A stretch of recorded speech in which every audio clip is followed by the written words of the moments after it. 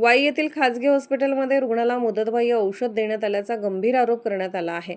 या प्रकरणी बावधन तालुका वाई जिल्हा सातारा येथील कार्तिक हनुमंत बागल यांनी अन्न व औषध प्रशासनाकडे तक्रार केली आहे। याबाबत संबंधितावर कारवाई करण्याची मागणी तक्रारदाराने केली आहे। तक्रारदार कार्तिक बागल यांच्या म्हणण्यानुसार त्याची पत्नी सेजल कार्तिक बागल यांना 1 ऑगस्ट 2026 रोजी दुपारी सुमारे 2 वाजता उपचारासाठी नामांकित हॉस्पिटलमध्ये नेण्यात आले होते। यावेळी त्यांना ॲडिविट टोटल नावाची गोळी देण्यात आली। संबंधित औषधाची मुदत 2026 मध्येच संपलेली होती, तरीही ऑगस्ट महिन्यात ती रुग्णाला देण्यात आली।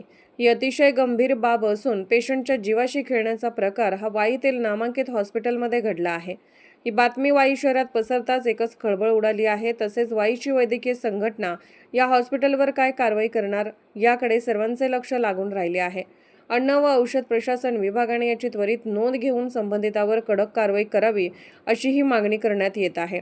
पेशंटच्या बाबतीत या हॉस्पिटलने केलेला हलगर्जीपणा अतिशय चुकीचा असून लोकांच्या जीवाशी खेळण्याचा प्रकार हा कधीही खपवून घेतला जाऊ नये अशी ही मागणी करण्यात येत आहे। तसेच हॉस्पिटलच्या आवारातील मेडिकलमध्ये रुग्णांना औषध घेणे बंधनकारक नसताना वाईतील सगळ्याच दवाखान्यात पेशंटवर त्याच्याच मेडिकलमध्ये औषधे घेण्याची सक्ती करण्यात येते।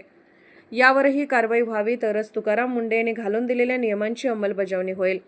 कार्तिक बागल यांनी अन्न व औषध प्रशासन पुणे विभागाच्या सहाय्यक आयुक्तांकडे तक्रार दाखल करून संबंधित औषध, त्याचा साठा, पुरवठा आणि रुग्णालयातील वितरण प्रक्रियेची तातडीने तपासणी करण्याची मागणी केली आहे। तसेच दोषी आढळल्यास संबंधितावर कायद्यानुसार कठोर कारवाई करण्यात यावी अशी मागणी त्यांनी केली आहे। सातारा वाई प्रतिनिधी प्रवीण नवघरे। अशाच विशेष घडामोडींसाठी आमच्या YouTube चॅनलला सबस्क्राईब करा, फेसबुक पेजला लाईक करा आणि इन्स्टाला फॉलो करा।